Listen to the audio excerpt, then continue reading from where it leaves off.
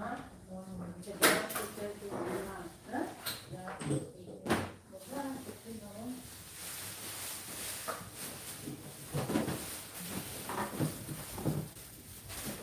already installed the phones. I can't keep it. I can't wait. It's nice. It looks a bit better, but Yeah, it's better. It's looking better. because the size is so different than. Yeah, from the last. You see? It's looking good, Mataji. I don't see any problem. Just two photos you had to change. Otherwise, everything is looking perfect. So for me, one of the pantis is dance. One has 6%. Very small.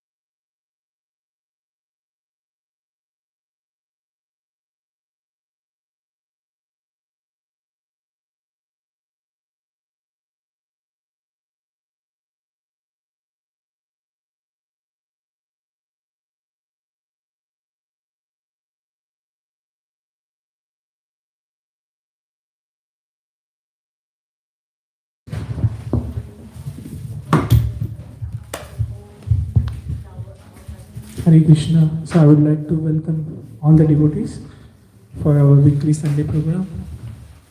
So we'll start with the Kirtan program first of all.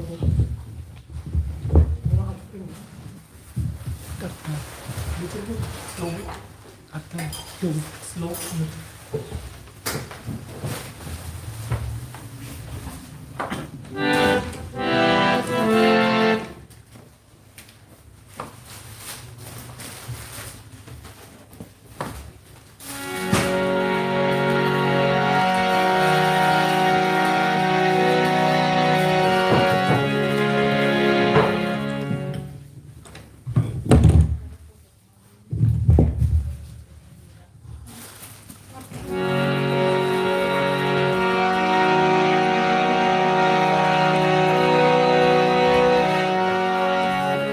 जय श्री श्री पंचतत्व भगवान की, श्री श्री राधा गोविंद भगवान की, जगत गुरु श्री गोपाल की।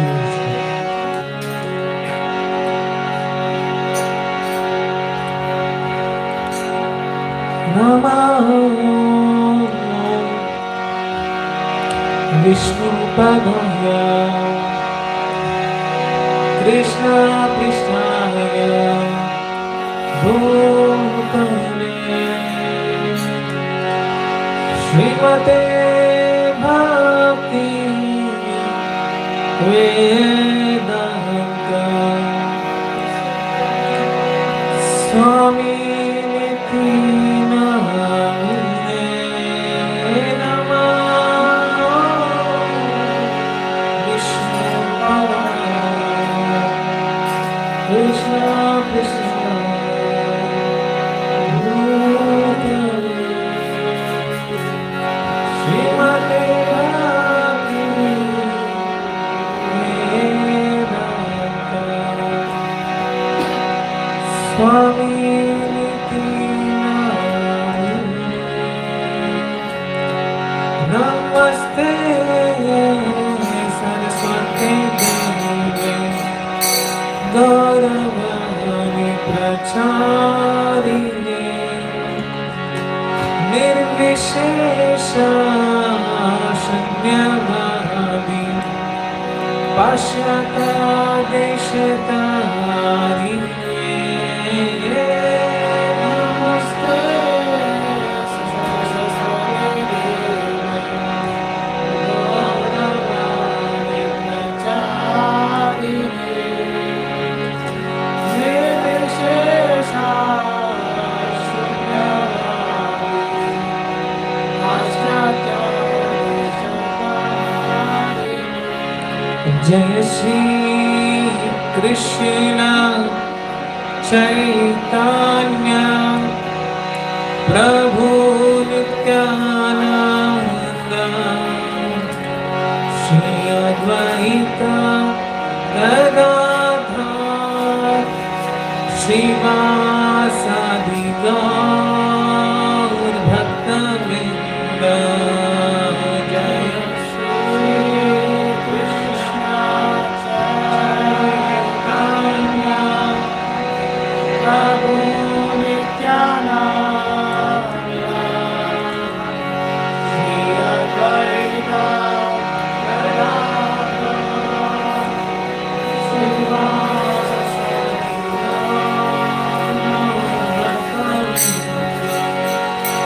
Jaya Shri Krishna Chaitanya Prabhu Nityananda Shri Advaita Gadadhar Srivasadi Gaur Bhaktavinda Jaya Shri Krishna Chaitanya Prabhu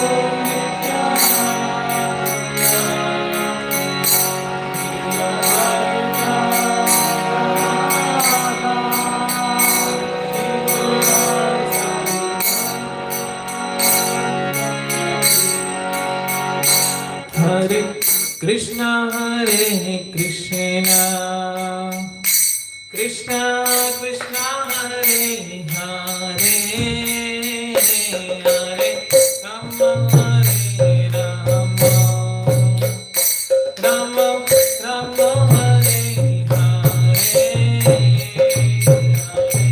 Krishna Hare Krishna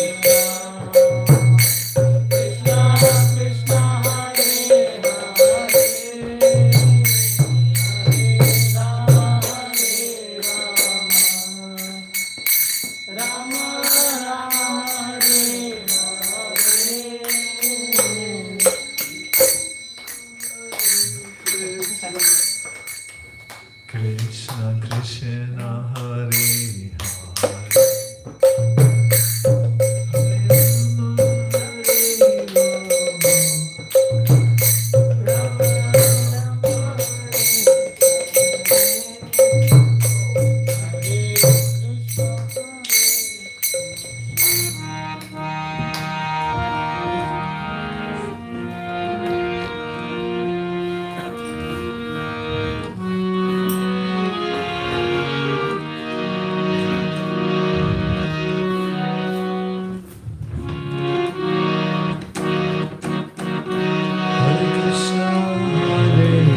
Krishna, Krishna Krishna, Hare Hare, Hare Rama, Hare Rama, Rama Rama, Hare Hare.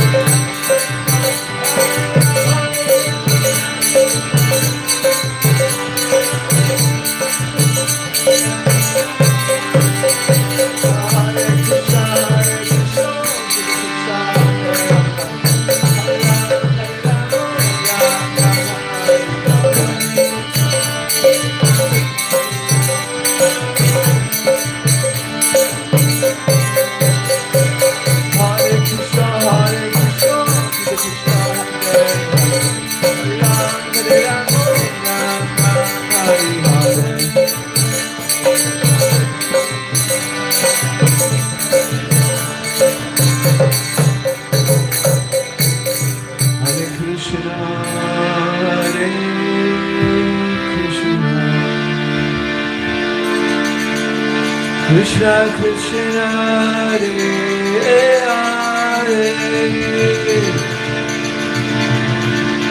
Hare Rama Hare Rama Rama Rama Hare Hare. Everybody. Hare Krishna Hare Krishna Krishna Krishna Hare Hare Hare Rama Hare Rama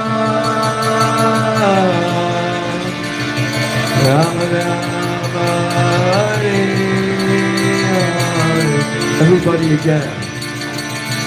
Hare Krishna Hare Krishna Krishna Krishna Hare Hare Hare Rama Hare Rama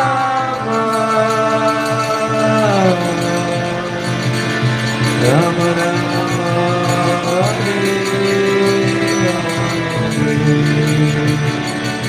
Jaya Prabhupada Jaya Prabhupada Jaya Prabhupada Jaya Prabhupada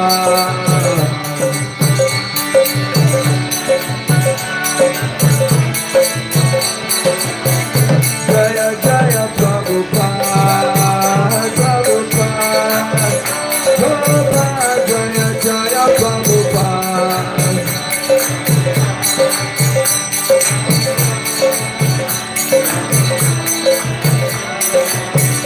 Nitai Gora Haribol, Haribol, Haribol, Nitai Gora Haribol.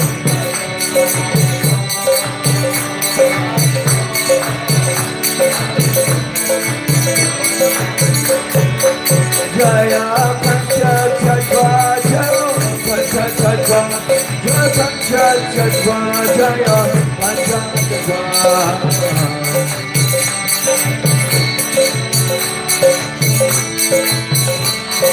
Nitai Gora Haribol, Haribol, Haribol, Nitai Gora Haribol.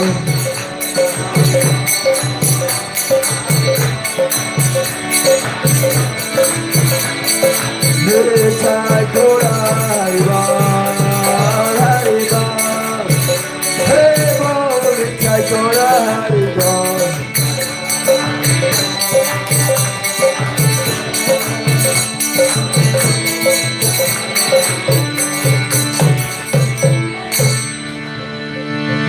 Govindanande. All glories to the assembled devotees. All glories to the assembled devotees. All glories to the assembled devotees. All glories to Shri Shri Guru and Gauranga. Haribo.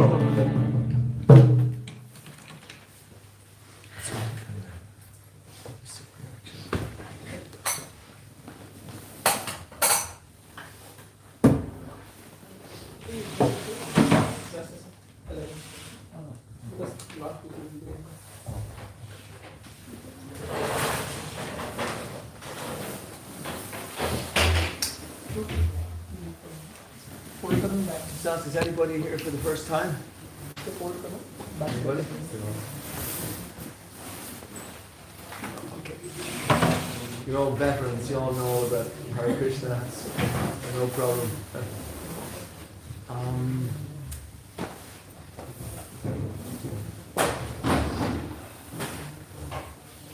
gonna have to get one of the Bhagavatams from there, and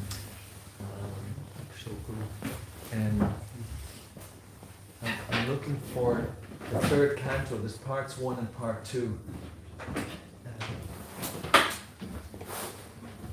It's a special festival day today. It's the appearance of Varahadev, who's one of the incarnations of Krishna. And he's appearing in the third canto of the Srimad Bhagavatam. the third canto of the Srimad Bhagavatam is a very philosophical canto, but in it there are two very lively parts as well, which are stories. A lot of people prefer stories in philosophy, and so today Lord Brahma's appearance it takes up about 5 or 6 chapters in the Bhagavatam, but I'm not going to be able to go through 5 or 6 chapters. Oh, great, we've got one there. So there's a part 1 and a part 2. Yeah, please. Yeah. It's just the part that I want actually goes to both sides of the Bhagavatam there.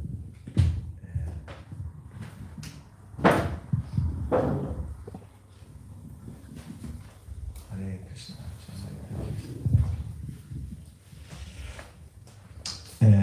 And the two stories have very, you could say,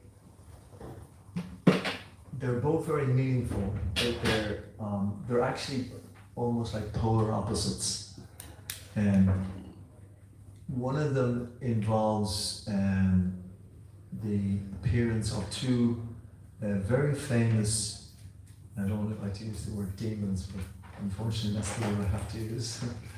One is called Hiranyaksha. Does anybody know what the second demon is called? Hiranyakashipu, someone said? Yes, yeah, that's it. Hiranyakashipu, yes.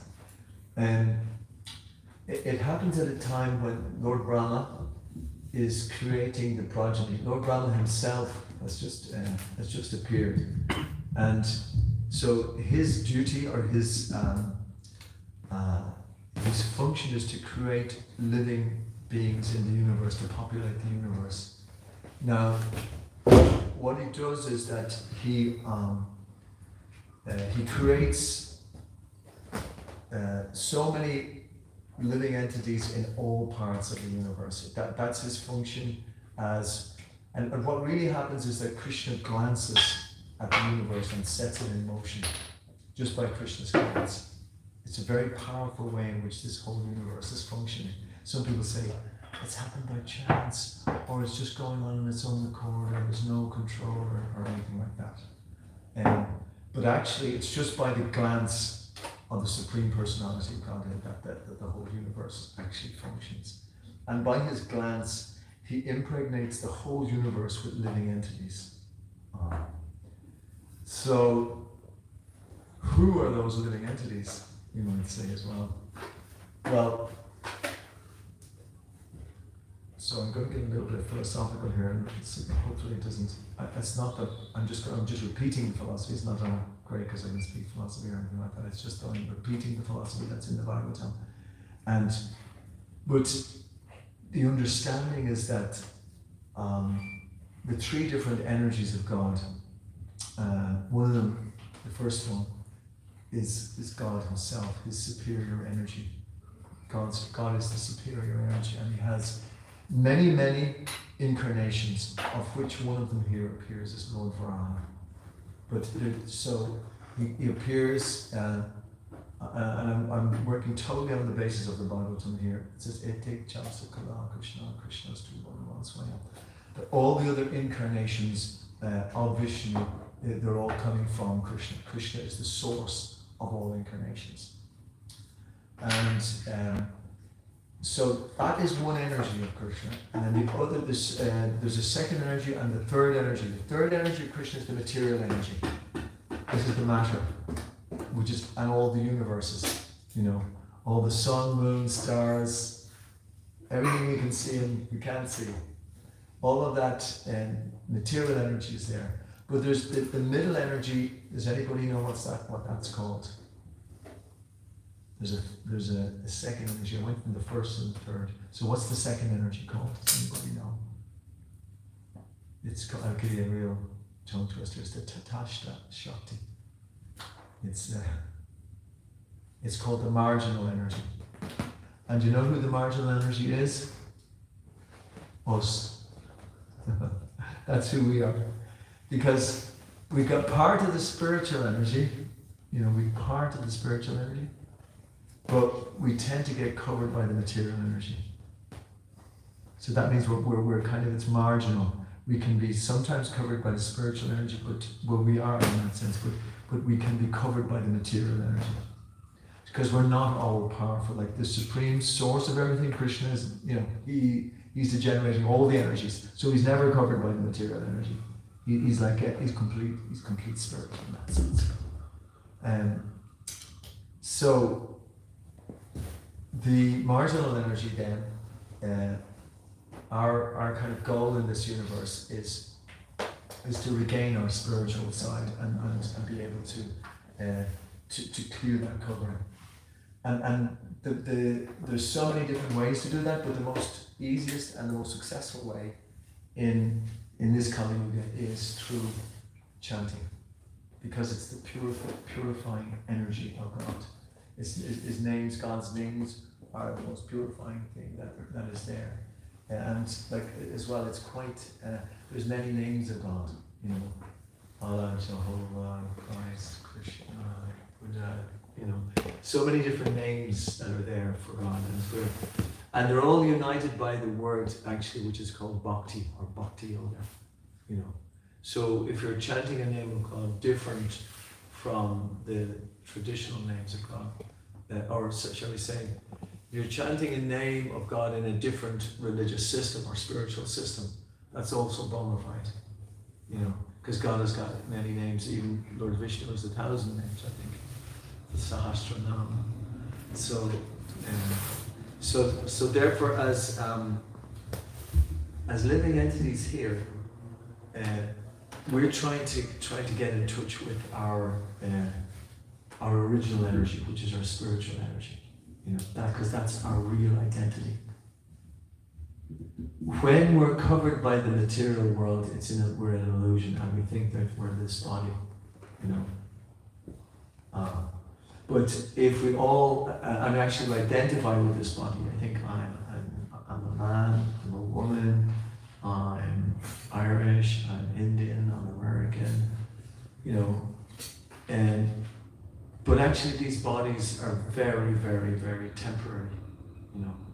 We're in a body for a little while, and then after a while, birth, death, disease, and old age.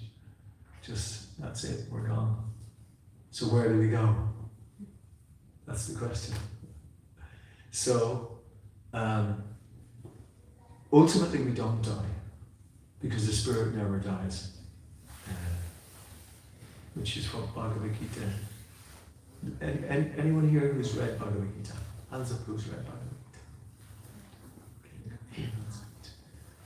So, okay, now I can ask you loads of questions and see what you could read. So put your hands here. So, does anyone know what is the first thing Krishna says in the Bhagavad Gita? What is it? Permanent, everything is temporary. Sorry? Nothing is permanent, everything is temporary. Yeah, that's right, because that covers, he says a couple of things at the start of the second chapter, but in the 2:11 to 14, he says that that's the type of thing that he says. He says, Asochan and Asocastvam, Pragatpadams Javachase, Gatasana Gatasam Shanam Asochanti Pandita. And it means that while speaking learned words, he's stressing to Arjuna here, you are mourning for what is not worthy of grief. Those who are wise lament neither for the living nor the dead. So how does that sound? Those who are wise lament neither for the living nor the dead. Has anybody here got any relatives that has died? Yeah. And did you lament? Yeah, I mean, this is the way I feel. Like I still, when someone I've gone through grief, I pass on. I know you never die. You still, for me, I could say you still feel the pain. Yeah. But I never gone. That's very good. I Yes. still have the human experience. Exactly. That's very well put. Well done. We do lament temporarily, but and even Arjuna lamented as well. But he was, how he got out of his lamentation is that he remembered the words of Krishna. And And in the next word that Krishna says that never was there a time when I did not exist, nor you, nor all these kings, nor in the future shall any of us ever cease to be. So, in that sense, he just doesn't leave it up in the air and says, listen, don't lament. Those who are wise, he doesn't leave it up in the air like that. But he gives the philosophical understanding. The reason that you don't lament is because there's those who are wise, they lament neither for the living nor the dead, because never was there a time when we did not exist. So that's kind of very much in its place. It's only, sorry man, I've realised that recently in the last year more that you're never born, you'll never die, you're my mind can't comprehend, like I think of what do I do with that, kind of way, to realise that you exist forever. Yeah, funny. That's the whole goal of Bhakti Yoga, is that you do get to that consciousness, that it's at one of the much higher stages of realization of Bhakti Yoga, and it's like full of knowledge, full of bliss and eternality. That's the actual nature of the soul, and that's why we say we're the marginal energy, because we have the qualities of God, although we're not God. But in the material world, we can't realize those qualities. We just can't access them unless we take the Bhakti Yoga. And that means that we reconnect again the spiritual energy, and we recall our actual spiritual nature.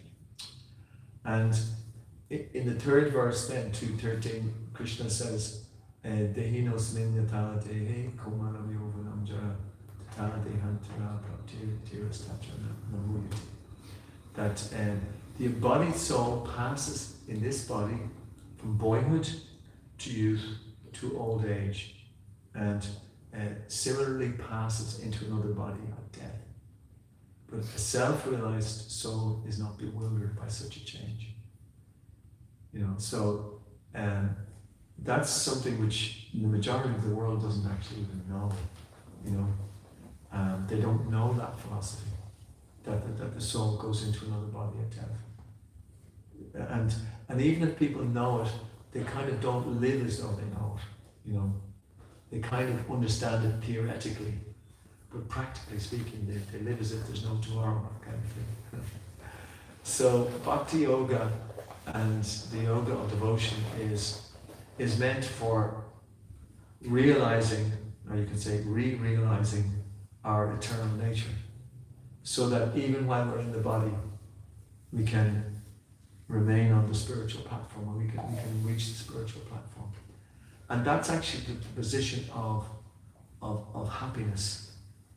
And we had a very interesting question here on Friday night, because the next verse I'm going to say is the fourth of this kind of it's not a trilogy. What's when you have four things together? Anyway, I can't remember the word. But 4 verses, quintet's 5, yeah. Can't remember what 4 is. Quartet. Quartet, Yeah, yeah. quartet, oh sorry, yeah, you're right. And it says that we have to be even-minded amid happiness and distress, fame and infamy, and honor and dishonor. All the opposites. So, but then the person said that, well, happiness, but why are you saying in one breath you're to be even-minded in happiness and distress, and in the next breath you're talking about actual happiness? The difference, which is what I was able to explain, is that the happiness is the happiness of the soul, whereas the happiness that Krishna talks about in the material world is a temporary happiness. And the majority of people, the majority of us will really kind of live our lives looking for happiness. I mean, you rarely get anybody who's going around looking for distress, do you? I mean, it's kind of a rare thing. I want to go out and get my hand chopped off today. People don't think like that. It's something that I'm really going to have a miserable day today. What can I do to make myself miserable? We're mainly going out to try to make ourselves happy in that sense, trying to do things which will bring happiness. But in the covered state, we tend to just look for temporary happiness, and we don't have knowledge of what eternal happiness is. It's the eternal happiness that we're trying to reach, and that happiness is the happiness of the soul. You know, so Bhakti Yoga is constantly trying to bring us to the platform of the soul, so that we can learn how to act in and Bhakti means relationship. It means that we serve, you know. And as I was saying earlier, the three different stages of God is the supreme, you know, the supreme source of everything. And we are like the part of God. And our constitutional position is that of servant of God. So if we can regain that situation of serving God, then we'll be happy. That's the position of happiness in this world. Whereas in the world, and the reason that the world is here is that we all make this mistake by identifying with being God. You know, we're covered by this third energy, and we kind of think we're the first energy. Do you get that? Does everybody understand what I mean? It's like we're kind of thinking that we're God, you know. And in the material world, there's such an illusion there that there's a big competition for being God, you know. Everyone's trying to be the boss or the head, or even if you're maybe even in an apartment in school or something, you have the keys of the locker of the book room, you know. You kind of, no, you're not getting the keys. No, I'm in charge of getting the keys. You know, everyone is looking for that thing which they're kind of ruling over something, you know. And that's the illusory thing. So God has set it up in that way that we can, okay, try being God then for a while, see how far you get, kind of thing. And then that type of happiness is there because you can be somewhat the king of the castle for a while. This famous song from many years ago, you can be heroes just for one day. You know, you can be, it's kind of like the best person for a while, but then the next minute you're off your perch. And sometimes you find that even in governments, you know, and this has also got to do with karma as well. You know, the karma allows you sometimes to be in a superior position. But as night follows day, and as, you know, winter follows summer, follows winter, you know, you're not going to be there for that much longer. So the material world has a great ability to create in us, which is the most important quality for regaining our spiritual consciousness, and that is humility. We have to realize that we're not the God that we're trying to be in the material world. And the whole what's the word? The whole program of living here, everyone's trying to say that, okay, you're the boss, you can enjoy. Yeah, that's another thing, not only the control, but you're the enjoyer. Everyone wants to enjoy more than somebody else, and they're prepared to enjoy at the cost of somebody else. You know, they're not conscious of anybody else, they're only conscious of their own enjoyment. You know?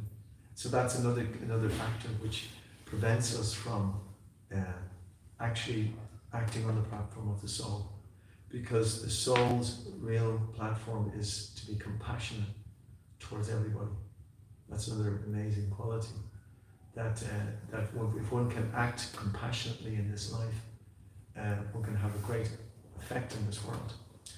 So anyway, that was just a little introduction to it was quite a long introduction, wasn't it?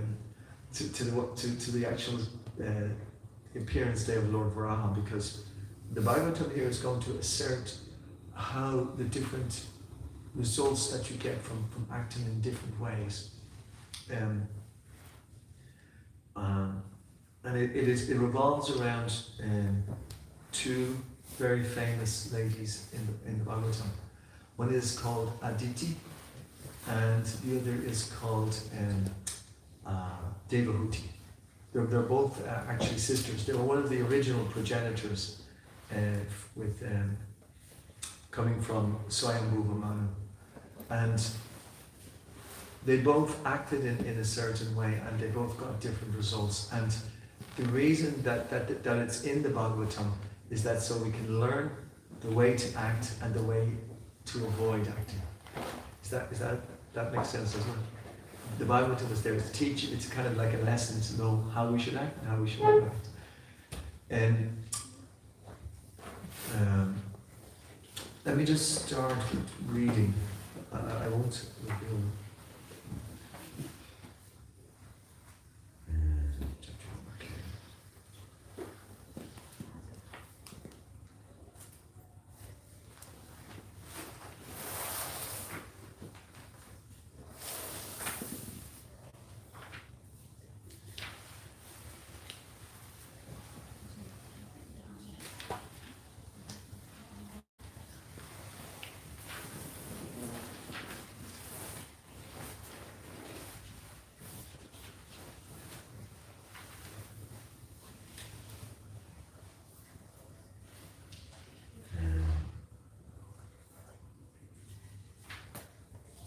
Okay, first is the appearance of Lord Varaha. Today is Lord Varaha's appearance, and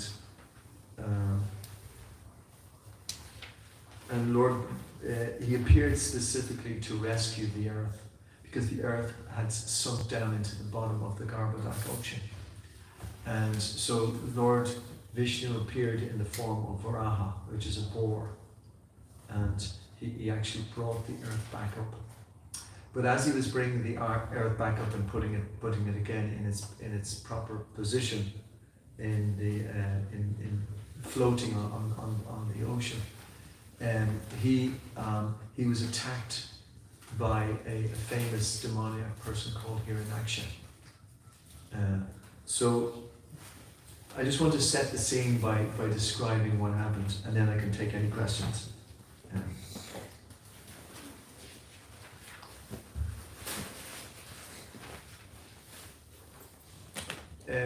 Lord Brahma is after, I know it's kind of, I don't want to get into too many facts about this, but I'm still trying to set the scene so as to understand what's actually occurring. Okay, I'll just get on to the fact that Lord Brahma is in a situation whereby the earth has actually drifted down and fallen to the bottom of the ocean at a time when he was trying to create the progeny for the world. And so therefore, it just all drifted away from him. And so now he's wondering what to do. How can I bring the earth back into its situation? You ready? Have you got your seatbelts on? So this is going to be a little adventure. An adventure for your imagination. And this is real imagination. O King, if you can give proper protection to the living beings in the material world, that will be the best service for me. Oh, thank you. I knew there was something wrong when I wasn't speaking properly. Now I know I've got the worst. Thank you. When the Supreme Lord sees you to be a good protector of the conditioned souls, certainly the master of the senses will be very pleased with you. The Supreme Personality of Godhead, Janardana, Lord Krishna, is the form to accept all the results of sacrifice. If he is not satisfied, then one's labor for advancement is futile. He is the ultimate self, and therefore one who does not satisfy him certainly neglects his own interest. Sri Manu said, all-powerful Lord, or killer of all sins, I shall abide by your order. Now please let me know my place and that of the living entities born of me. Sri Maitreya said, thus seeing the earth merged in the water, Brahma gave his attention for a long time to see how it could be lifted. Brahma thought, well, I have been engaged in the process of creation. The earth has been inundated by a deluge and has gone down into the depths of the ocean. What can we do who are engaged in this matter of creation?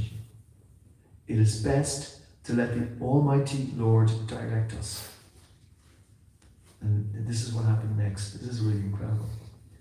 O sinless Vidura, all of a sudden, while Brahma was engaged in thinking, a small form of a boar came out of his nostril. The measurement of the creature was not more than the upper portion of a thumb. O descendant of Bharat, while Brahma was observing him, that boar became situated in the sky in a wonderful manifestation, as gigantic as a great elephant. Struck with wonder at observing the wonderful boar-like form in the sky, Brahma, with great Brahmanas like Marichi, as well as the Kumaras and Manu, began to argue in various ways. What do you think they would argue about? Anyone hazard a guess? What were they arguing? Suddenly they saw this boar come out of a nostril, become into a big, as gigantic as an elephant, and then these people. So what would they discuss then? Do you think? Something that might have the earth's overlooked. Yeah, that's what happens after. You know the story. Do you know? Oh, yeah, that's good. It's a good guess. What they do is they argue among themselves about who is this? Who is this? What has this just happened? Do you know? This boar has just appeared out of the nostril. And then, so this is what happened. Is this some extraordinary entity come into the pretense of a boar? Come in the pretense of a boar? It is very wonderful that he has come from my nose. First of all, this boar was seen no bigger than the tip of a thumb. And within a moment, he was as large as a stone. My mind is perturbed. Is he the Supreme Personality of Godhead? Yes. While Brahma was deliberating with his sons, the Supreme Personality of Godhead, Vishnu, roared tumultuously like a great mountain. The omnipotent Supreme Personality of Godhead enlivened Brahma and all the highly elevated Brahmanas by again roaring with this uncommon voice, which echoed in all directions. When the great sages and thinkers who were residents of Janaloka, Tapaloka, and Satyaloka, where are those places? Does anybody know? Anyone guess? The upper planetary system, yes, that's it. Does everyone here not know the upper planetary system? Shame. Anyway, we'll see the upper planetary system at some time, hopefully. And the tumultuous voice of Lord Boar, which was the all-auspicious sound of the all-merciful Lord, they chanted auspicious chants from the three Vedas. So it's amazing, because if you see a boar coming and somebody roaring, you kind of imagine, let's run for it. But when they all heard the sound of the boar, they all felt completely ecstatic. So that was a great understanding that it was the presence of the Lord was there. You know? So playing like an elephant, he entered into the water after roaring again in reply to the Vedic prayers of the great devotees. The devotees all suddenly started chanting these mantras all throughout the whole planetary systems, and the Lord just roared again in reply. The Lord is the object of the Vedic prayers, and thus he understood that the devotees' prayers were meant for him. Before entering the water to rescue the earth, Lord Boar flew in the sky, slashing his tail. His hard hairs quivering, his very glance was luminous, and he scattered the clouds in the sky with his hooves and his glittering white tusks. He was personally the Supreme Lord Vishnu and was therefore transcendental. Yet because he had the body of a hog, he searched after the earth, his smell. His tusks were fearful, and he glanced over the devotee brahmanas engaged in offering prayers, and then he entered in the water. diving into the water like a great mountain. Lord Bor divided the middle of the ocean, and two high waves appeared as the arms of the ocean, which cried loudly as if praying to the Lord, O Lord of all sacrifices, please do not cut me in two. Kindly give me protection. Lord Bor penetrated the water with his hooves, which were like sharp arrows, and found the limits of the ocean, although it was unlimited. He saw the earth, the resting place for all living beings, lying as it was in the beginning of creation, and he personally lifted it. Lord Bor very easily took the earth on his tusks and got it out of the water, and thus he appeared very splendid. Then his anger, glowing like the Sudarshan wheel, he immediately killed whom? The demon here in action, although he tried to fight with the Lord. Thereupon Lord Bor killed the demon within the water, just as a lion kills an elephant.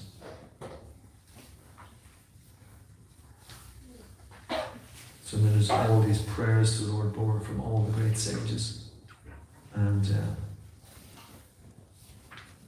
that's the auspicious presence of Lord Bor. And it says that if one hears and describes in a devotional service attitude this auspicious narration of Lord Bor, which is worthy of description, the Lord who is within the heart of everyone, is very pleased.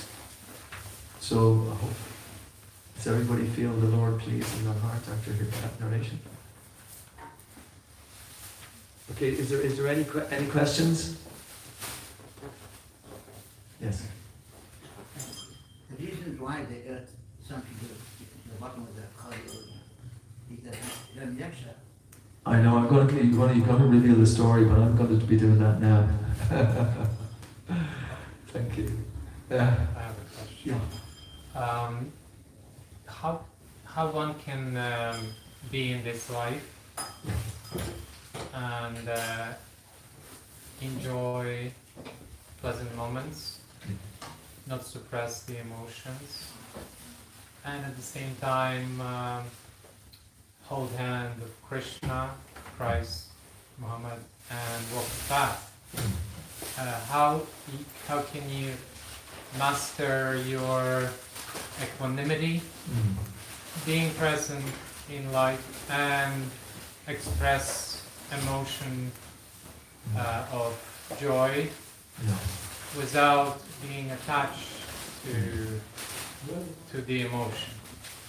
How can any techniques? Yeah, I mean that's a very good question, because it's not that we're robots, we're full of emotion, and that's the nature of the soul.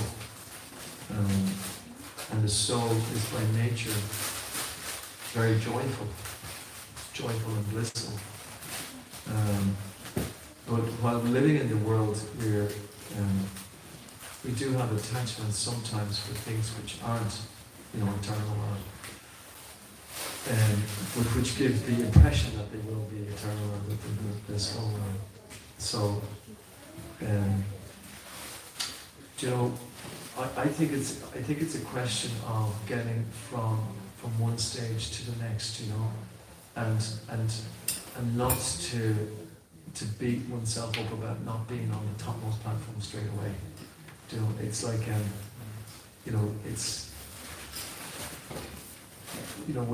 we're spirits, and we're in the human experience, and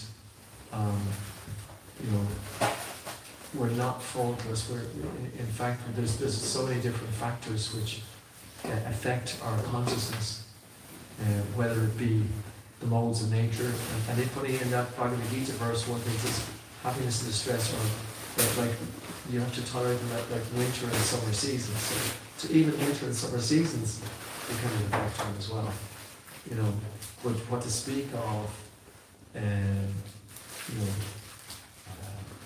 one's karma suddenly comes upon one that has a very difficult situation as one going through, or one has a very powerful karma that one is enjoying something that was given to one because of one's previous karma.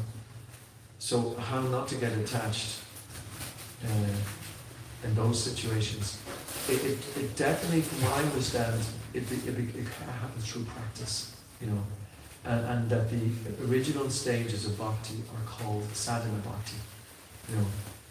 Even though we're not necessarily on the platform, but we practice regulation as though we are, you know.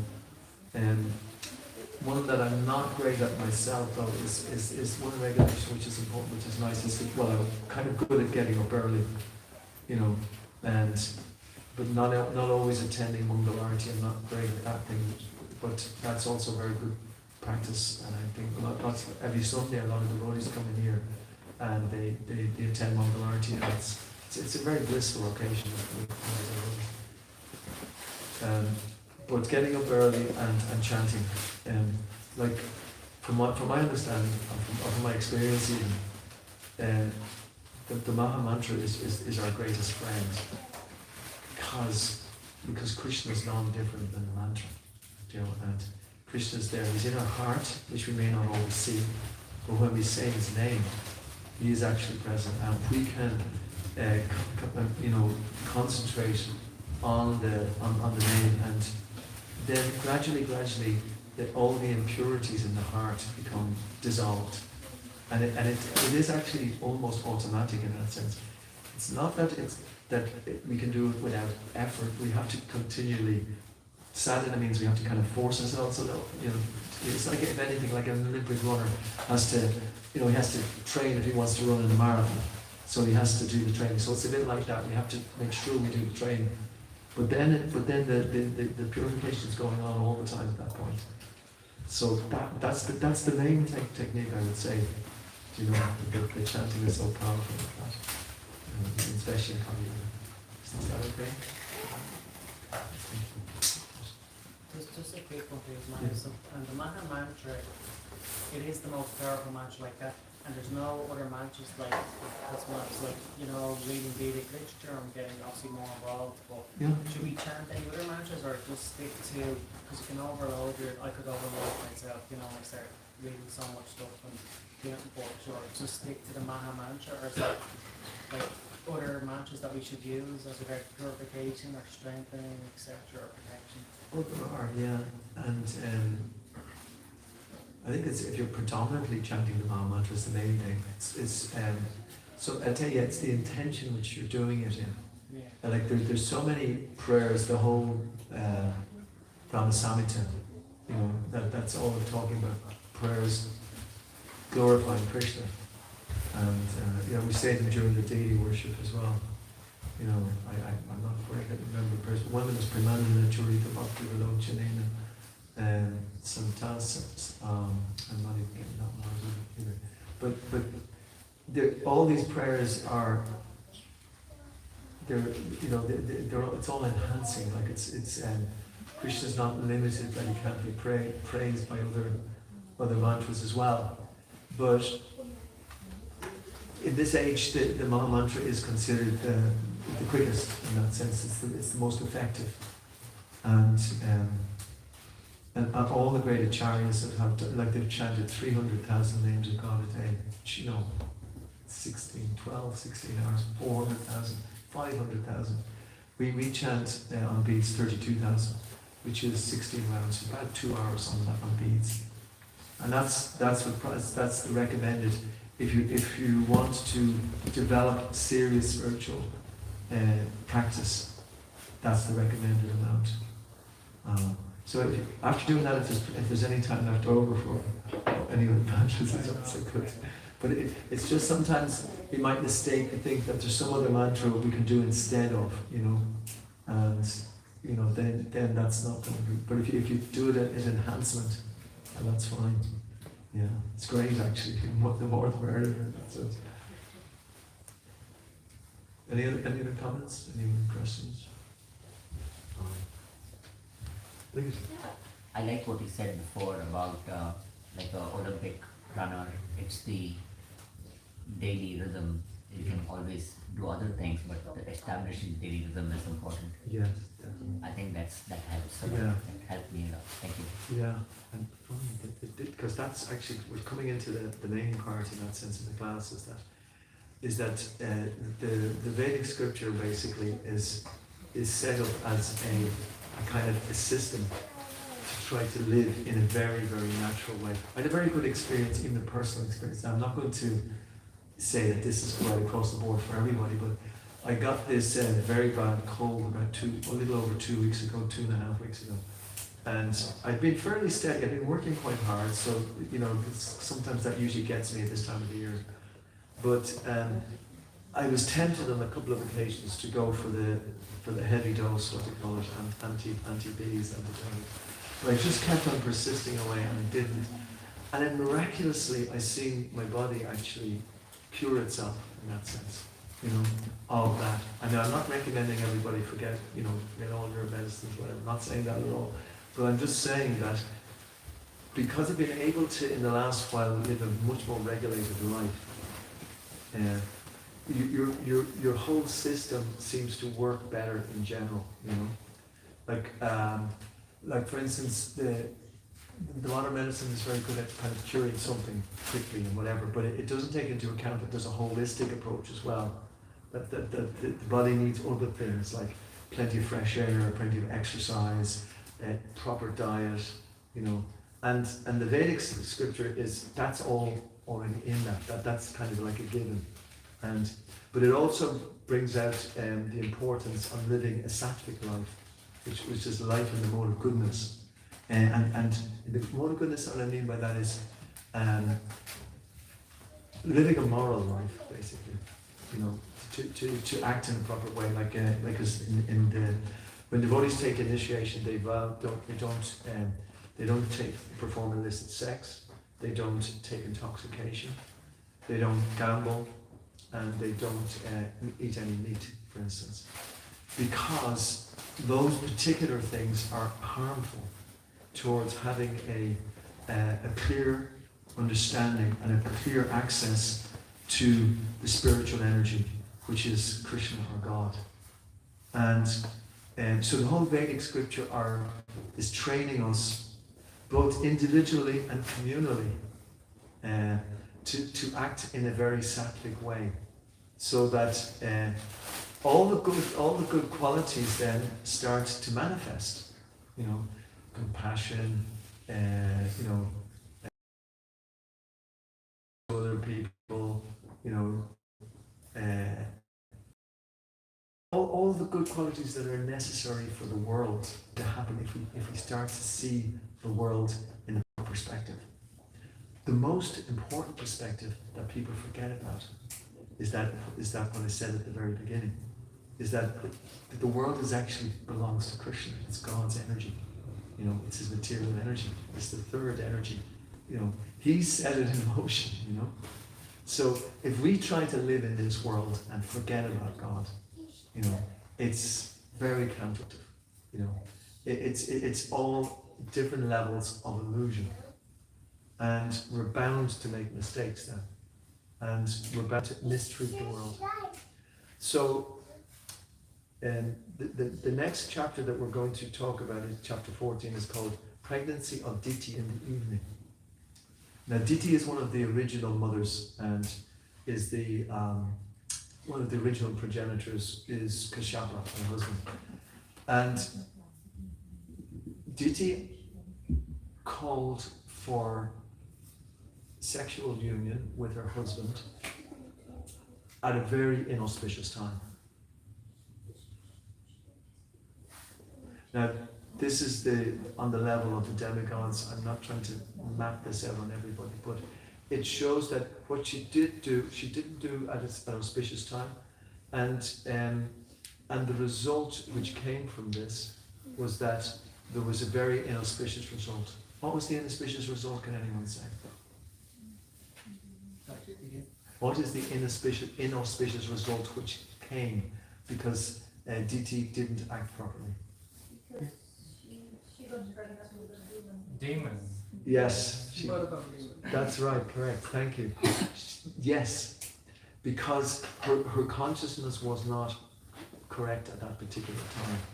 And it was in the consciousness of, I'm trying to enjoy.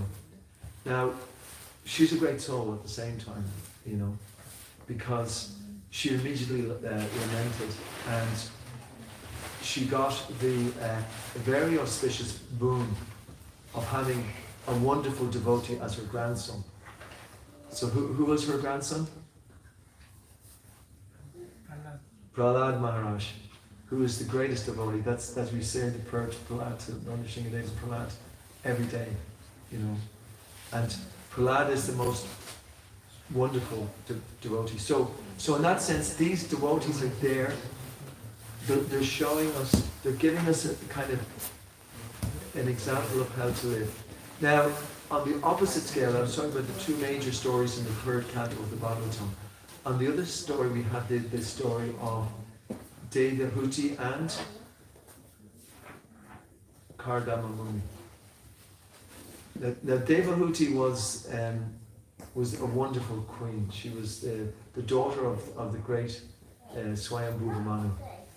And with great reluctance, he was so, himself and his wife were so proud of her and so attached to her, they very reluctantly gave her in marriage, but they only gave her in marriage to this great sage, whose name was Kardama Muni. And the amazing thing about Kardama Muni was that he was an absolutely, he was a sage who performed so many sacrifices that he was he lived in a very, very austere manner. Now can you imagine, Devahuti is this great queen's daughter, you know, so she's living in the incredible opulence, she's an incredibly virtuous lady, and she's incredibly beautiful, and so, but she was given in marriage to this very ascetic sage who had absolutely living in a very austere manner, and you know, he had nothing, you know, he had no prospects, he didn't seem to have anything. He was completely, he didn't have a house, he just lived in a cave somewhere, you know. But because she was so virtuous, she was so obedient, she was so understanding of the Dharma, that she very happily took up the same situation as Kardama, and she lived very, very incredibly austerely. And all her incredible beauty was kind of went to nothing. She ate very little. She only had one set of clothes, instead of having loads of maidservants, she didn't even have one set of clothes. Right? But because she was very dharmic in that relationship,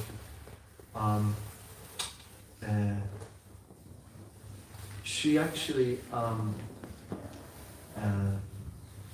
absolutely won the heart of Kardama. Now Kardama was an incredible sage, you know, and you can hardly even imagine how incredible these sages were. But Kardama understood the situation then, you know, because they understood that she wanted to have a child, and so therefore he realized that this isn't the place to bring up a child. We're in this little cave, you know. So immediately, through his mystic power, he created an aerial mansion, which was almost bigger than a planet, you know. These sages at this time that we're talking about in the Satya Yuga, he created this incredible mansion, incredible aerial mansion for his wife, and they both went and lived in this mansion for such and such a long time, you know, and then eventually the time came when she wanted to conceive of a child, and because of her incredible qualities, who was her child, can anyone say? Who became the child?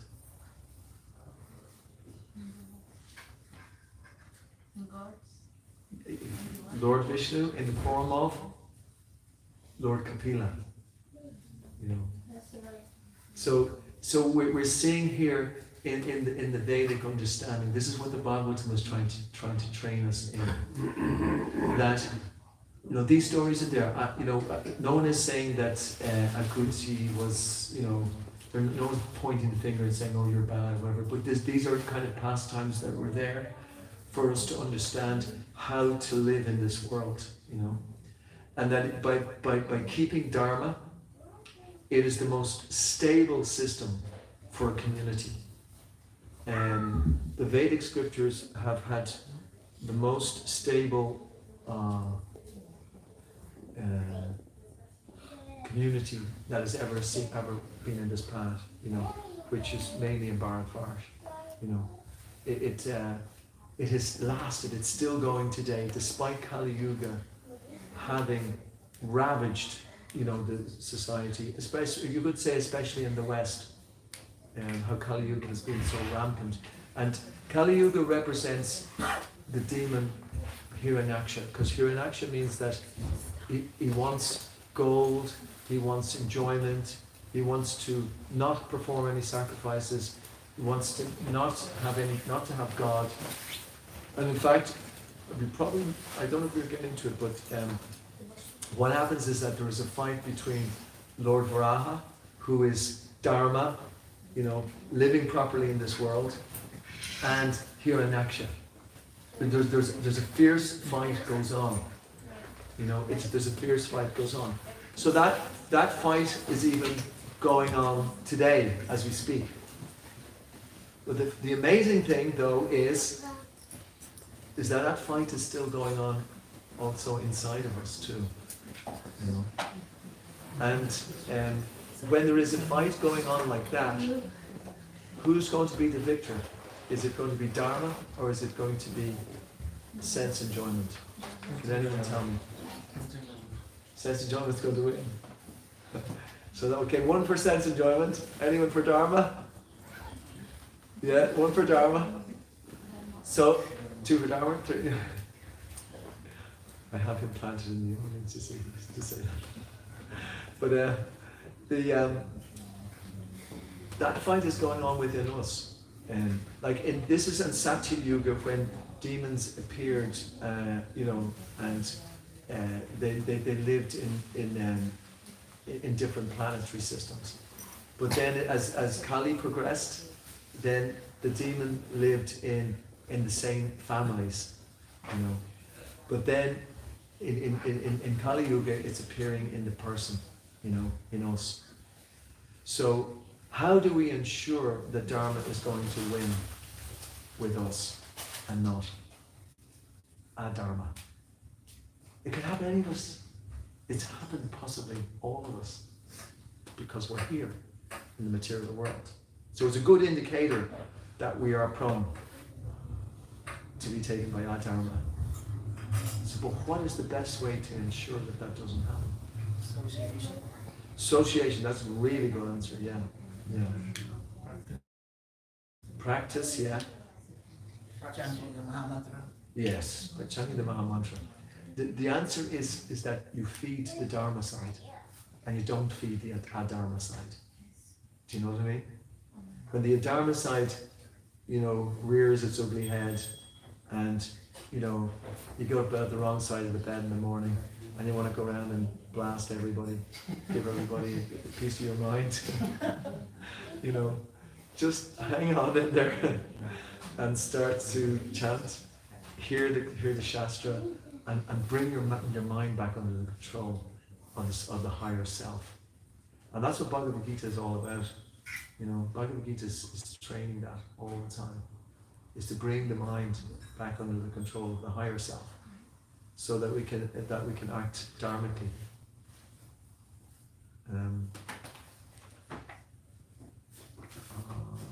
This whole chapter, all these chapters go on for 6. It's a quarter of the 3rd canto. You know, all these chapters about Lord Varaha. So it's a very important part. And just, is there any other comments? Any questions? Okay, I'm just going to read the story that we're getting to. this is called the victory of Hiranyaksha. These two demons who appeared in ancient times soon began to exhibit uncommon bodily features. They had steam just like two great mountains. Their bodies became so tall that they seemed to kiss with the crests of their golden crowns. They blocked the view of all directions, and while walking, shook the earth at every step. Their arms were adorned with brilliant bracelets, and they stood as if covering the sun with their waists, which were bound with excellent and beautiful robes. Kasyapa Prajapati, the creator of the living entities, gave his twin sons their names.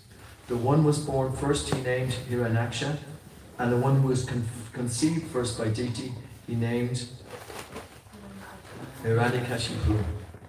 The elder child, Hiranyakashipu, was unafraid of death from anyone within the three worlds, because he received a benediction from Lord Brahma.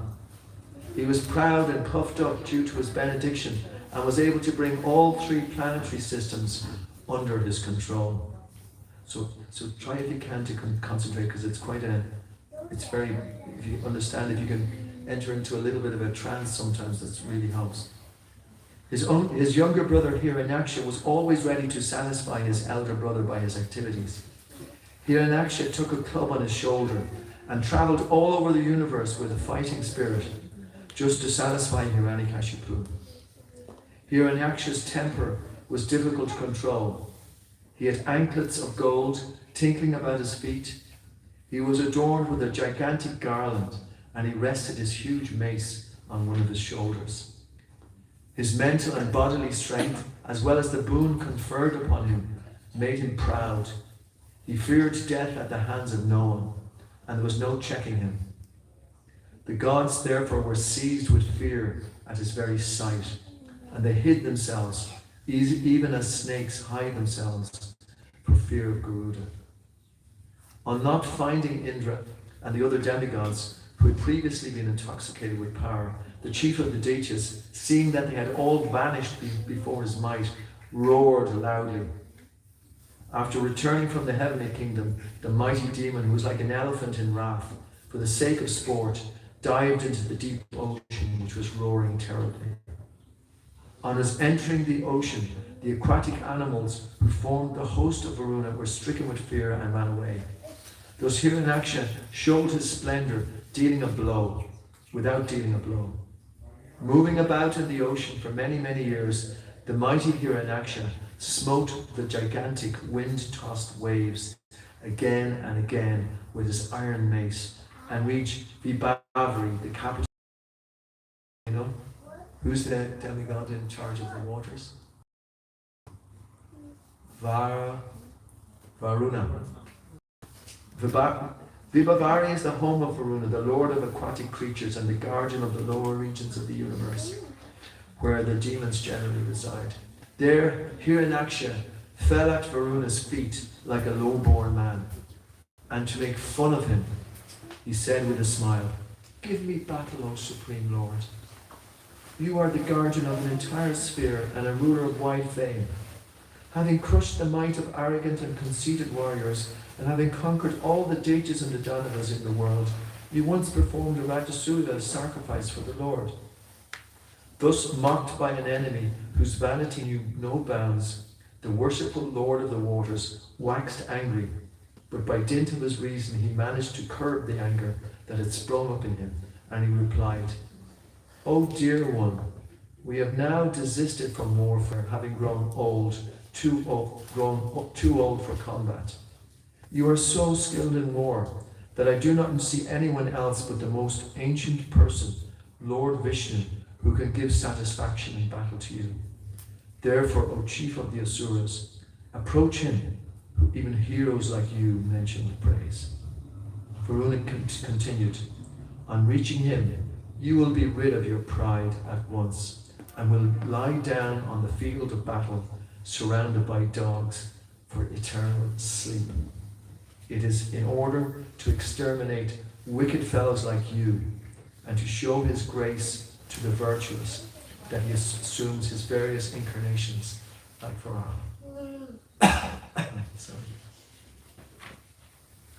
So we're 5:30, so I'll leave you to study what happens. The next is the battle between Lord Boar and the demon here in action. So you can read that at home. It's very, very interesting. So what do those two things represent? The battle between Boar and here in action? What do they represent? Dharma and Dharma and Adharma. Adharma. Yeah. So that's just by even hearing this, your own dharmic side will be strengthened, basically. And you know. So I'll just conclude by just mentioning one thing, is that this is why the Bhagavatam, and this isn't just a plug, okay? We're going to be selling sets of Bhagavatams today. We recently received 112 sets of Bhagavatam, which we ordered. It cost us nearly 20,000 euros, I think. Some large figure anyway. Because we want to introduce the whole Bhagavatam into society. You know, that was Srila Prabhupada, our founder, and the picture from Srila Prabhupada is there. He spent his whole life, his last 12 years on this planet, not sleeping, 3 hours rest per day, so that he could write this Bhagavatam.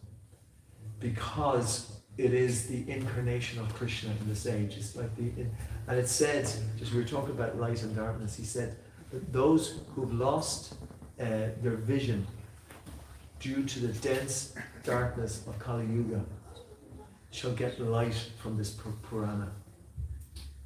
And so it's actually an incarnation of Krishna. And our wonderful Pujari here, Anurad, several years ago, she invited the Bhagavatam into her home, and we had an incredible festival at that time. And she wasn't the head Pujari at that time, but now she is. So you can see what happened when you read the Bhagavatam. It's very, very purifying. It's Lord Chaitanya, who's the 5 figures there on the altar. They call the Bhagavatam the spotless Purana. It is absolutely pure. It's the pure incarnation of Krishna. And this is only the 3rd canto. And throughout Canto 1, Canto 2, Canto 3, all of the different incarnations are given. And Srila Prabhupada, he's given what is considered, you could call it, using mundane terms, it's like the PhD in understanding God. I think that's for my limitation, a description, because we're not sectarian. God is appearing in many different religious systems. There's no doubt about it. God isn't limited just to appear on Indian soil, and Israel soil, and Irish soil, and Russian soil, whatever. He's not limited. He's appearing constantly. And he's sending his original energy, his incarnations, in different planetary systems. Not just on this planet, many planets. He's constantly appearing. But Srimad Bhagavatam is like, it's the most detailed explanation of who God is. It gives the most, and you can judge it objectively. I mean, even when I was in college, I studied different religious systems, several different religious systems, and if you examine it in even in an objective way, you will see why the Bhagavatam is in that category, and you'll see why Srila Prabhupada spent the last 12 years of his life practically every minute of it to try to write every word, you know. And sometimes he would be saying, he said, I could easily make this translation, he said, but I have to make it in such a way that people will be able to understand it, you know. Just a quick, is there levels as regards Vedic literature between Bhagavad Gita, Bhagavatam, Padma Purana? Is there levels, or are they all on equal standing? Is that as regards if they're in your home or reading or purification? Do you know what? That is a pretty extensive question.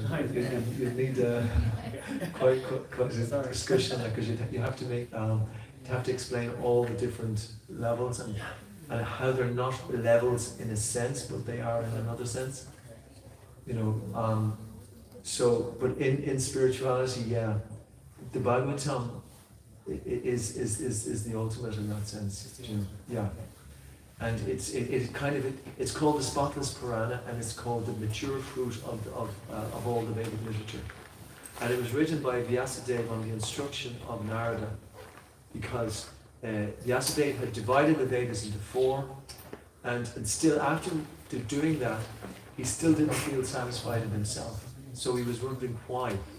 And Narada then came and explained to him that the reason that you're not feeling full is because you haven't described the activities of the Supreme Personality of Godhead. So the Supreme Personality of Godhead. You know, there's Ete Chamsa Kala Krishna, Krishna's 2 Bhagavans well. There's many incarnations, but the source of them is Krishna. And you'll understand why that is when you read the Bhagavatam. So Srila Prabhupada introduced the Bhagavatam into the West, into India as well, actually. Established the Bhagavatam in that sense. And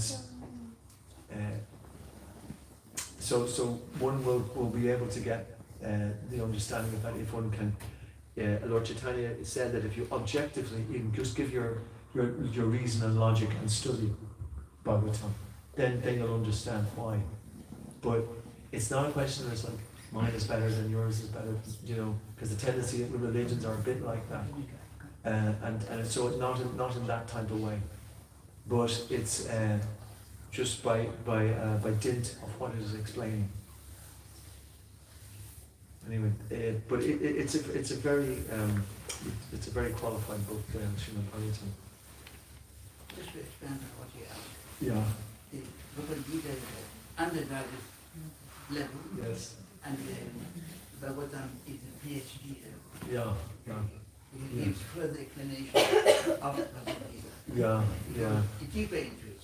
Yeah, and the CC Chaitanya Charitamrita as well, which is the Bhagavatam in life, the living example of the Bhagavatam, which is really incredible as well. Yeah. So, well, yeah. Why the earth sank in the causal ocean and landed in the bottom of the sea? Yeah.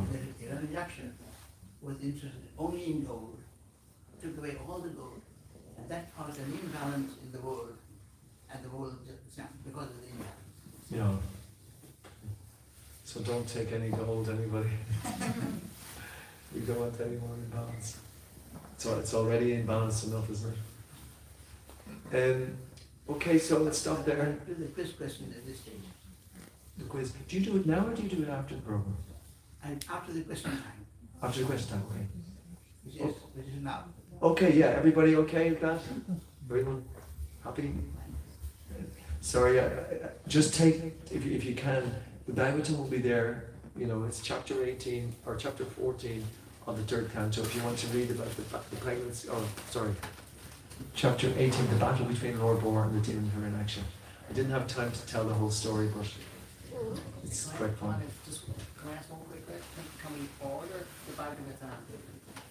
Yes. Yes. Yeah, you can do this kind of a part payment, something like that as well. Yeah. I might just WhatsApp you. Yeah. Next to, I would like to order in the next. Okay, sounds amazing. Yeah, that's great. So there's one person who wants to get the Bhagavatam. Does anybody else want to get the Bhagavatam? Anyone here would like to? Okay, well, don't worry. We're going to, just after the program, we're going to show you the Bhagavatam. And again, I say this, I'm just doing this because it's important, it's very important to have those in people's homes. Okay, go for it. This is our auction. Thank you. It's our quiz time. Hare Krishna. Thank you for coming. I am sponsoring, every week I sponsor two Bhagavad Gita. But to win this, you have to get the correct answer to the questions I'm going to give you. One is a hard question, and one is an easy question. Okay, I'll take the hard one first. Can you name the 6 Goswamis, and who is the 7th Goswami? Name the 6th, and who is the 7th Goswami? That's a hard question. Sorry.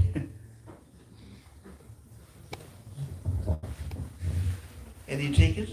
Yes?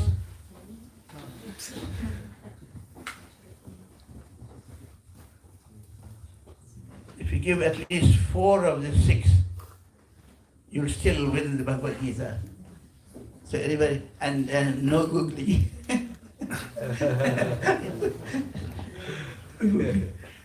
Name? Rupa Goswami, Sanatana Goswami. Yes? Raghunath Bhatta Goswami. Sorry? Rupa Goswami. Yes? Sanatana Goswami. Yes? Raghunath Bhatta Goswami. Yes? Jagannath.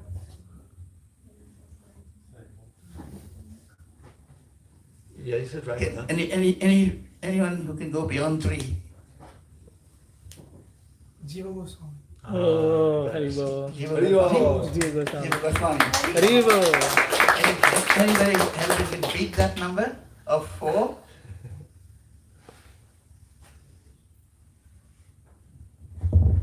Okay. Can you come up to the stage and just take one of the Haribo. Haribo. What's your name? Sri. Shri. Srijan. Shijan. Now for the easy question now. Answer that. The whole The remaining 2 7 names. Goswami. 2%. He answered 4. What are the remaining 2 names? Oh, okay. I'll give you all 6 and I'll Yeah. give you the 7th one. Yeah. Okay? Rupa Goswami, Sanatana Goswami, Gopala Bhatta Goswami, and Jiva Goswami, and Sanatan. Sanatana Goswami, and Rupa Sanatan Bhatta Raghunath. Jiva Gopala Das and Raghunath. Jiva Goswami. And the 7th one is Srila Bhaktivinoda Thakur. Thakur. He is the 7th one, referred to as the 7th one, and he is. Okay? Now for the easy question now. Whenever the Kunti and his sons are in difficulty,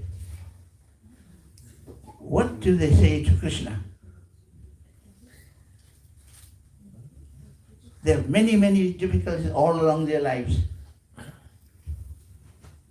But there's something that Kunti would say to Krishna. Can anyone guess what she said? That's the easy question now.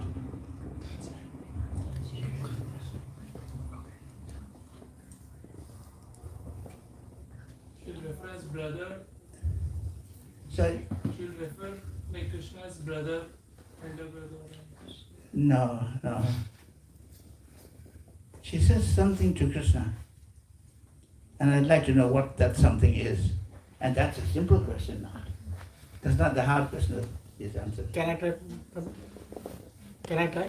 Yes, you can. I don't know for sure, but Kunti Maharani says, give me more troubles, because whenever you give me more troubles, I am always in your service. So the more troubles you give, the more service I bestow upon you. I'll be able to remember. Why does she say that to Krishna? The answer is correct. That's number one.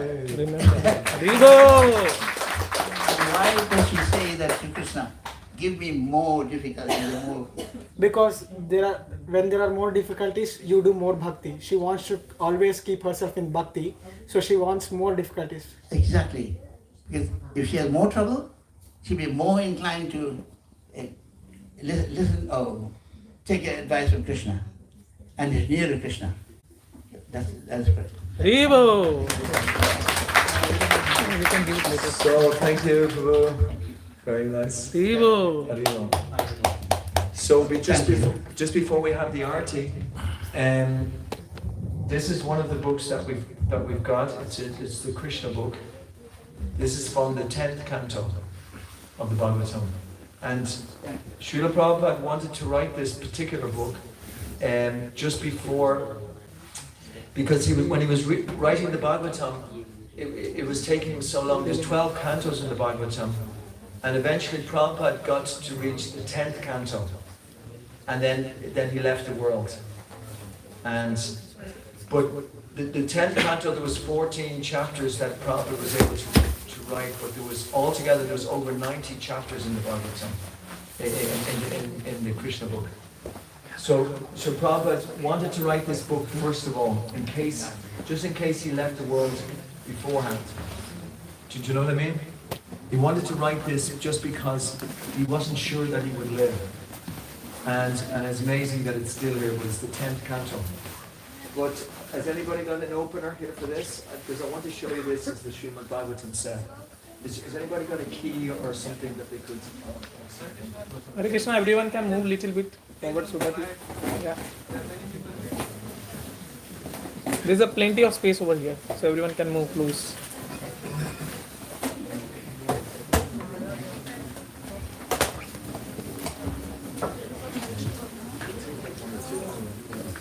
So this is the Srimad Bhagavatam set. Everyone see? This is the book. There's 18 volumes in this set here, and it's this is what we were talking about in the whole class. It's the mature fruit of all of the Vedic literatures, and it has the commentaries by Srila Prabhupada that he spent over 10 years writing. It's the most important literature that was ever written for the world, especially for Kali Yuga. There's all of these different books. They're like, actually, they are a deity, and they're non-different from God. And it is very important and very beneficial to have one of these in your home. It's actually there's so much inauspiciousness will be removed from your home if you have Bhagavatam in your home. It's even more so if you look at it, and even more so if you read it. But even by touching Bhagavatam, you'll make so much advancement that you'll definitely go back to the spiritual world. That's what Prabhupada says. Even by touching these books, your journey has begun. They're so auspicious. So after many, many years in Ireland, we decided we wanted to order some. So we've gone into a kind of a financial debt because it doesn't, we're not really worried about it because it's our own group that it's within the movement that we have this. But myself and Yash, there's Yash there, we took the bold move to order 112 of these. And like last year, I think we ordered 8 or something like that, you know. But we want to bring these everywhere, especially in Ireland, because the more that it's like the Dharma thing. The more Bhagavatams happen, the more Dharma is going to take place in Ireland. It's like it's non-different from Dharma. So this is the opportunity that we have. Now, I wanted to check here today. Is anyone who would like to take a set of Bhagavatams? So I have one, but I can sponsor one. Haribo! Haribo! So that's 2 sets. That's incredible. I don't know, I may be able to take it today, but if not, like in a week or so. Oh no, that's good. That's good. So that's 2 Bhagavatam sets, you know. So, the price is price. I forgot about that, didn't I? The price is 200 euros. Yeah, it's actually practically the cost of printing it. We got them printed in Turkey, and then we got them because actually the quality and the time and everything, because we had tried several different places, but this was the most economical and the most very, very good quality actually. So that's the actual cost without, anything. So anybody else wants to sponsor a set or would like to buy a set for €200? I've got 2 on. Why don't you see, can we get 5 people today? Just even 5 people will be amazing, because this will, this will promote whatever, it's in everybody's heart, Krishna's in your heart. So I'm hoping Krishna's talking to you in the heart of this minute, because we want to get these Bhagavatams out, and we want people to actually to have them and to hear them and to read them. Yeah.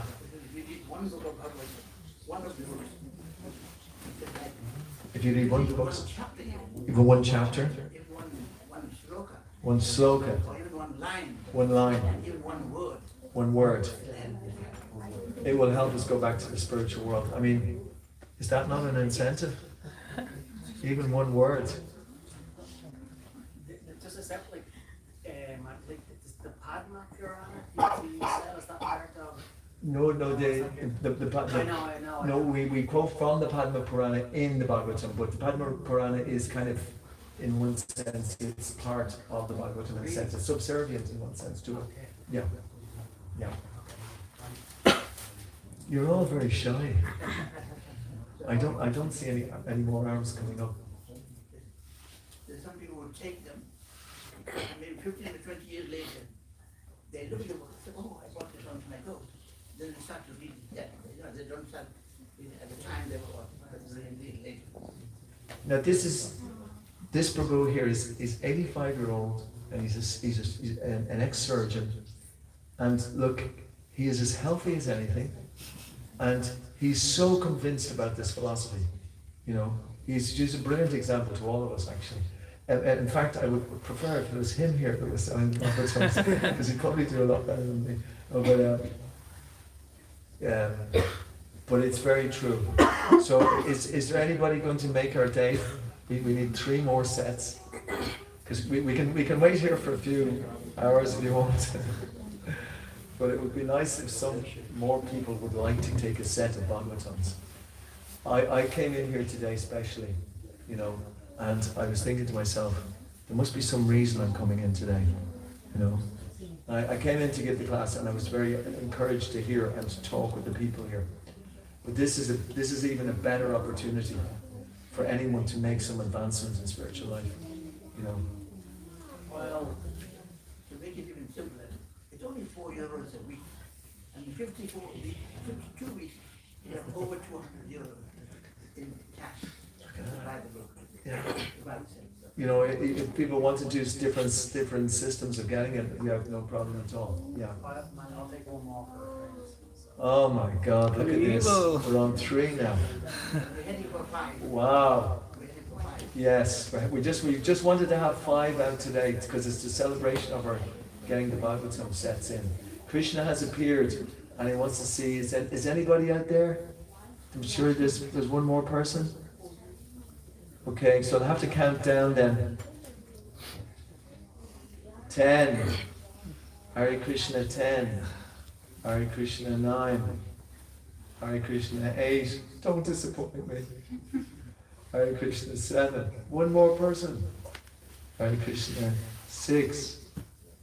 Hare Krishna 5. Hare Krishna 4. Hare Krishna 3.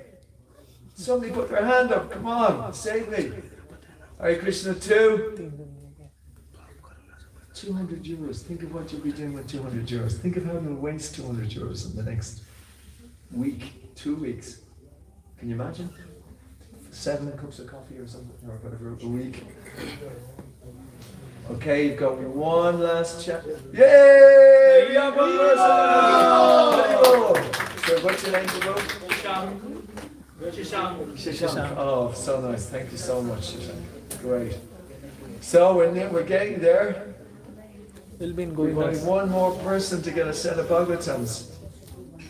Jai, thank you, Shashank. Really appreciate it. Hare Krishna 10. Hare Krishna 9. We have someone here? Yeah. The 2 of them will take one session. Oh, fantastic! Haribo!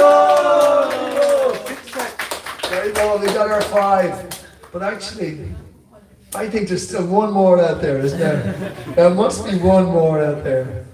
One more.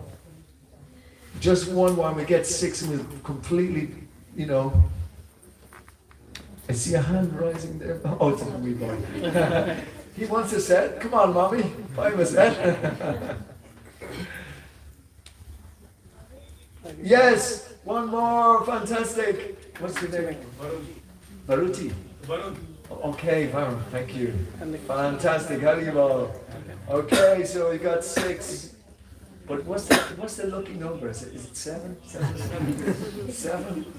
7 is the lucky number. Oh, amazing. 7? Did I see a hand going up? Okay, 7, and we can have Artie in peace. We can all happily have Artie. One more? See, it's amazing. I didn't know I would get any today. So now there's 6. That shows you the potency of God. Krishna's in everybody's heart. Okay, now I promise I won't ask any more. Just one more to get 7. One more. And then we go ahead. Let's see, one more.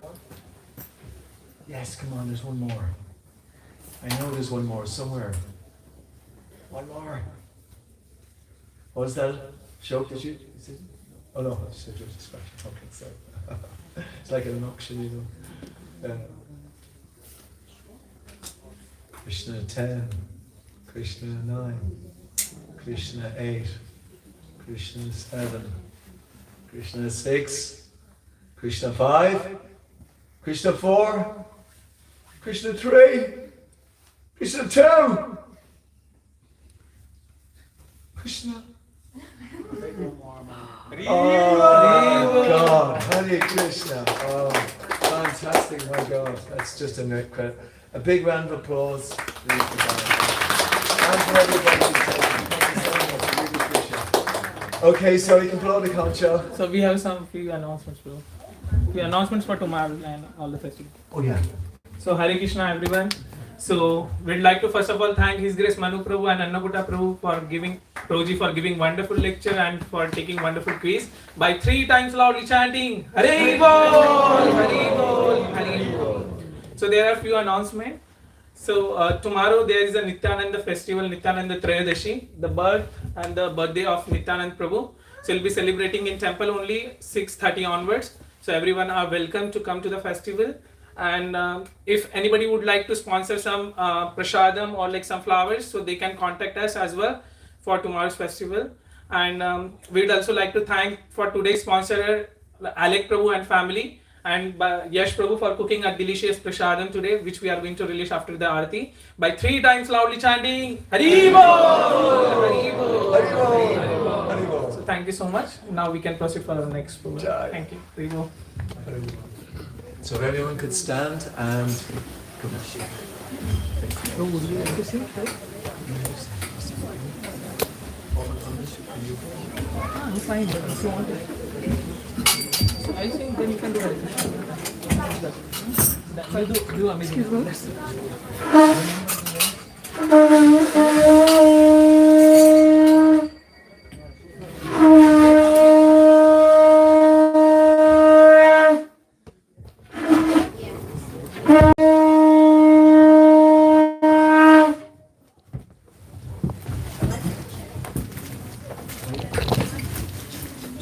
Excuse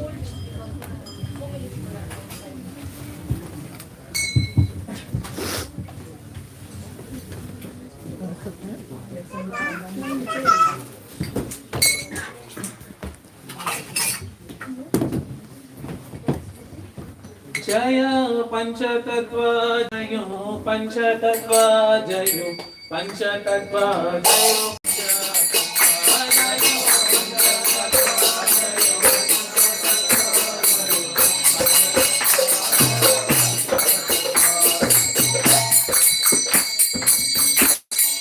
Shiva Jayo Jayo Gora Sande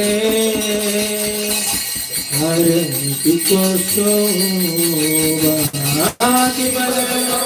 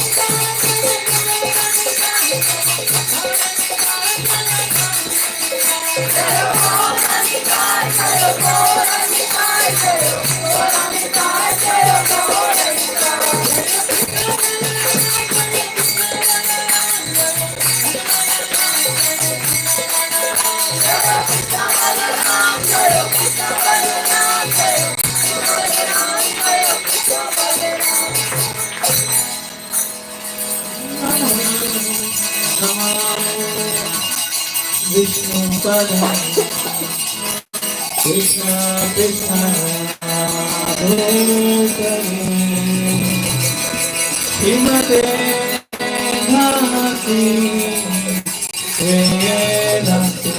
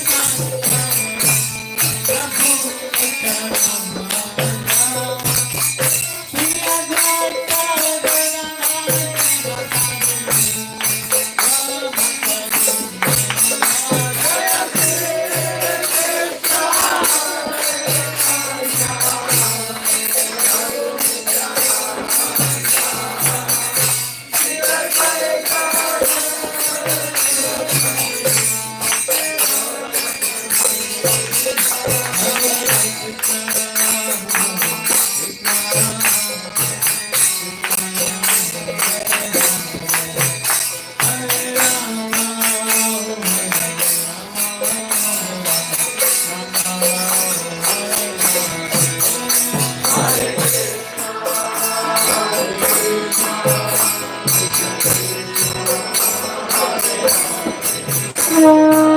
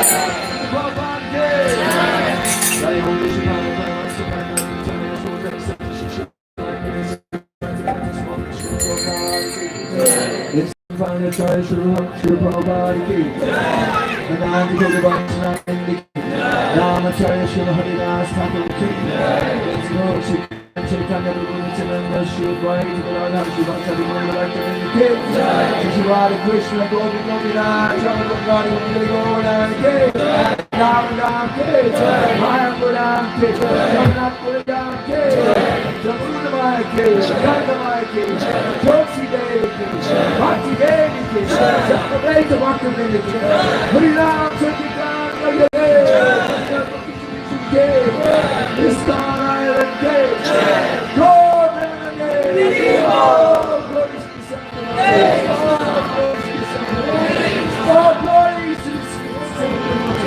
All glory to Shishukuru.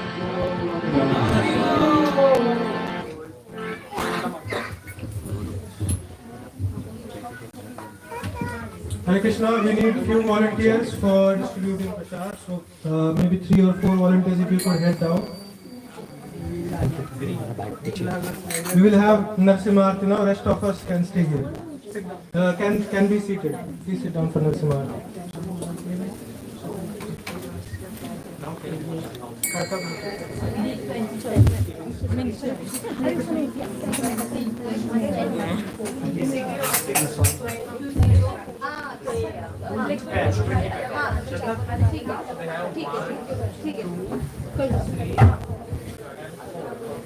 नहीं मैं करूँगी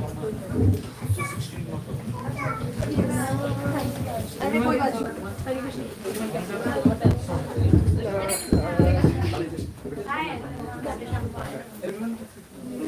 everyone can sit please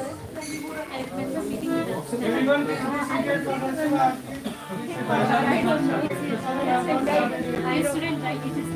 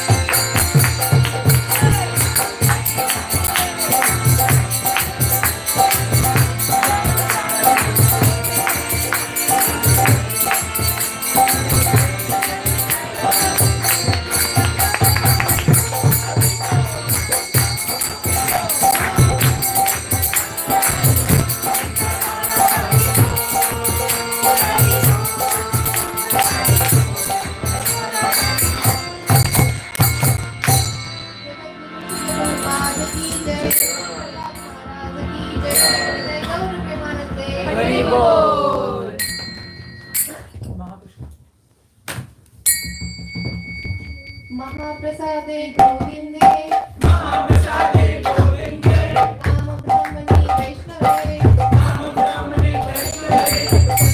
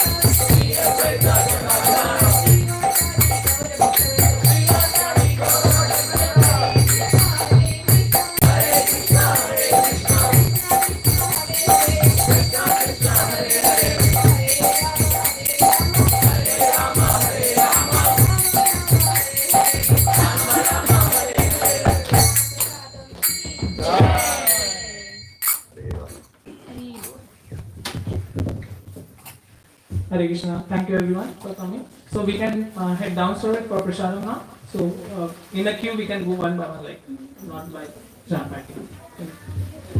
And I will be downstairs. Anyone who's ordered the Bhagavatams or still wants to order the Bhagavatams, I'll be down there with the Bhagavatams. at the restaurant. Hare Krishna. Haribo.